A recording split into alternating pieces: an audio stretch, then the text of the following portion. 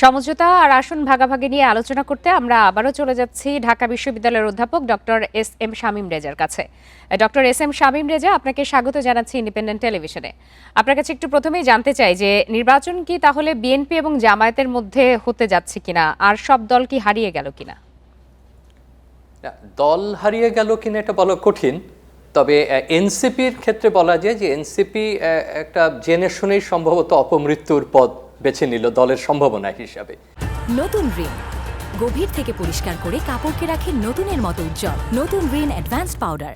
কারণ সে যে প্রতিশ্রুতি দিয়েছিল এবং সে যে সম্ভাবনা তৈরি করেছিল, যে আকাঙ্ক্ষা জাগিয়েছিল বিশেষ করে তরুণদের মধ্যে, এবং সে জুলাই অভ্যুত্থানের পরে এক ধরনের বলতে পারেন যে একটা আমব্রেলা অর্গানাইজেশন হিসাবে যারা এর গুরুত্বপূর্ণ অংশীজন ছিলেন তাদেরকে নিয়ে যে সে দল গঠন করেছিল এবং নতুন ধরনের রাজনৈতিক বন্দোবস্তের সে যে প্রতিশ্রুতি দিয়েছিল, সেটা তো আর এক্ষেত্রে কার্যকর হয় না। কারণ আপনি যতই বলুন না কেন যে আমি আদর্শিক ঐক্য করছি, আমি নির্বাচন ঐক্য করছি, এর আগেও এই ধরনের বক্তব্য আমরা শুনেছি যখন বিএনপি জামাত ঐক্য হয়েছিল।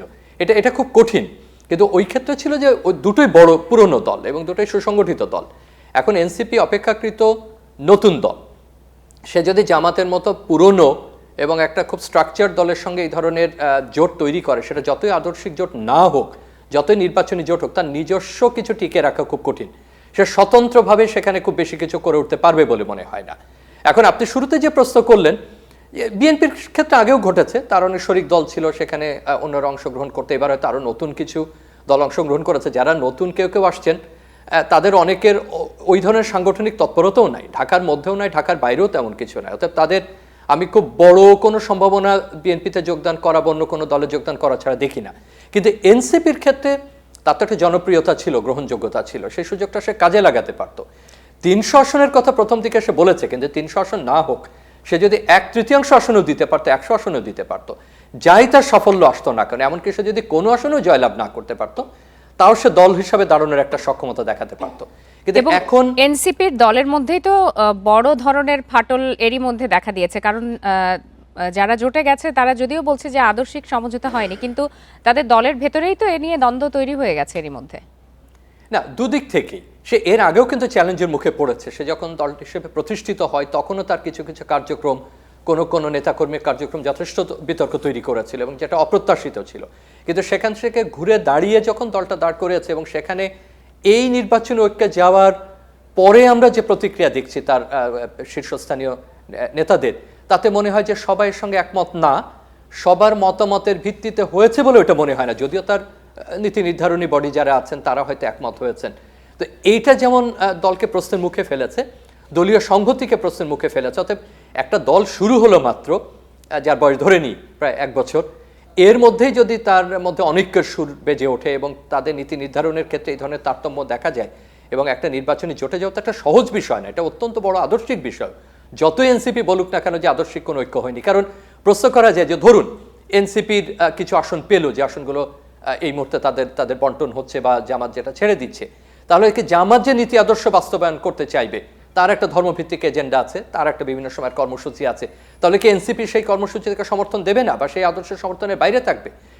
এই ঐক্যমত্য কমিশনের আলোচনা যখন শুরু হচ্ছে, এনসিপি নেতাদের মুখেই শোনা যে নিম্নকক্ষে পিআর পদ্ধতি নিয়ে দ্বিমত ছিল এবং সেটা যথেষ্ট পরিমাণে তাদের ভাষায় এই সংস্কার প্রক্রিয়াকে বা সংস্কারের যে আলোচনাটাকে বিঘ্ন ঘটিয়েছে। তাহলে যদি তারা আবার ওই প্রস্তাবে ফিরে আসে, তাহলে এনসিপি কি করবে? সে কি তার নিজের এজেন্ডায় থাকবে?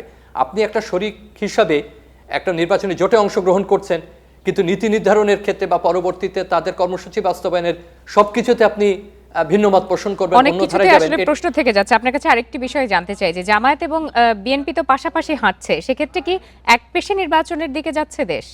না, সেটা মনে হয় না। এটা পাশাপাশি হাঁটছে না, যে যার কর্মসূচিতে আছে। কারণ এই মুহূর্তে তো বিএনপির কর্মসূচি নিয়ে আছে, তার যারা শরিক আছেন বা যারা তার প্রতীকে লড়বেন কিংবা নিজস্ব প্রতীক কিংবা বিএনপির সমর্থন নিয়ে লড়বেন, তাদের আলাদা কর্মসূচি আছে এবং জামাতের কর্মসূচিও তো আলাদা। এবং যে কথা এনসিপি বলছে অন্য দলগুলো আছে যে আমরা নির্বাচন ঐক্য করলে আমাদের কর্মসূচি থাকবে, তাহলে একদলীয় নির্বাচনের তো প্রসঙ্গ এখানে উঠছে না। কারণ জামাতও যথেষ্ট শক্তিশালী প্রতিদ্বন্দ্বী, এখন বিএনপি তো আগে থেকেই শক্তিশালী প্রতিদ্বন্দ্বী ছিল এবং তাদের যারা শরিক দল আছে বা অন্য যারা অংশীজন আছেন তারাও প্রতিদ্বন্দ্বিতা যদি দেখান, সেক্ষেত্রে ওই অর্থে তো আমি ঠিক এক দলের বিশেষ কোনো সুবিধা দেখতে পাচ্ছি না। সেক্ষেত্রে আপনার কি মনে হয় যে ভোটের আগেই কি নির্বাচনের ফল অনুমান করা যাচ্ছে কিনা, আর গুণগত মান কতটা ঠিক থাকছে বলে আপনি মনে করেন? না, নির্বাচনের আগে ভোটের ফলে এগুলো আমরা সাধারণভাবে কিছু অনুমান করি, আমরা কিছু ধারণা করি, কারণ নির্বাচনে কোন আসনে কে কেমন করতে পারে, কোন দিকে বা কোন আসনে কোন দলের সমর্থক বেশি, এ সম্পর্কিত একটা তথ্যপাত্য তো থাকেই যারা নির্বাচন নিয়ে কাজ করেন বা রাজনৈতিক দলগুলোর। আর আমাদের দেশে ওরকম কোনো জরিপ এখনো পর্যন্ত তো হয় না, কিছু কিছু হয়, সেগুলো আমরা খুব একটা গ্রহণও করতে চাই না, যে নির্বাচনের আগেই একটা ধারণা দেয়া কারো কতটুকু পেতে পারেন, সেটা হয়তো আরো সামনের দিনগুলোতে পাওয়া যাবে। কিন্তু এইভাবে একদম স্পষ্ট ধারণা দেওয়া খুব কঠিন যে একেবারে কে কতটা আসন পাবেন। এখন পর্যন্ত যেটা মনে হয় মাঠ পর্যায়ে বিএনপি এক ধরনের জনপ্রিয়তার ক্ষেত্রে এগিয়ে আসে, তার বড় শীর্ষ নেতা দেশে ফিরেছেন, সেটা তাদের মধ্যে একটা জাগরণ তৈরি করেছে, তাদেরকে আরো চাঙ্গা করেছে। দলীয় অনেক ইস্যুজ আছে যেগুলো হয়তো সমাধান হয়ে যাবে তার উপস্থিতির কারণে, সেটা তাদেরকে একটা সুবিধা দেবে। জামাত খুব কাঠামোবদ্ধ দল, সেও অনেকদিন থেকে রাজনীতিতে আছে, নিজে কখনো সরকার গঠনে না যেতে পারলে সরকার গঠন করেছে এমন রাজনৈতিক দলের সঙ্গে সে বিভিন্ন সময় ছিল, যোগ্যপথ আন্দোলনও করেছে অন্য রাজনৈতিক দলের সঙ্গে সে।